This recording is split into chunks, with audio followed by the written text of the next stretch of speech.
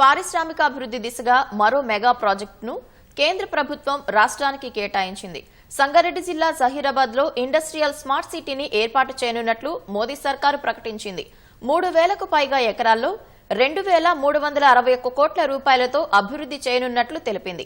హైదరాబాద్ నాగ్పూర్ పారిశ్రామిక కారిడార్లో భాగంగా ఈ ప్రాజెక్టు అందుబాటులోకి తీసుకురానుంది. 174,000 మందికి ఉపాధి అవకాశాలు దక్కనున్నాయి.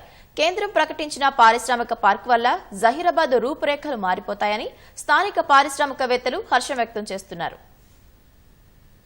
సంగారెడ్డి జిల్లా జహీరాబాద్ లో పారిశ్రామిక నగరం అభివృద్ధికి కేంద్ర ప్రభుత్వం పచ్చజెండా ఊపింది. హైదరాబాద్ నాగ్పూర్ పారిశ్రామిక కారిడార్ లో భాగంగా జహీరాబాద్ కు 9 కిలోమీటర్ల దూరంలో 3,245 ఎకరాల్లో 2,361 కోట్లతో గ్రీన్ ఫీల్డ్ పారిశ్రామిక నగరాన్ని అభివృద్ధి చేయనున్నారు. ఈ మెగా ప్రాజెక్టు ద్వారా 174,000 మందికి ఉపాధి లభించనుందని కేంద్రం ప్రకటించింది. ఆటో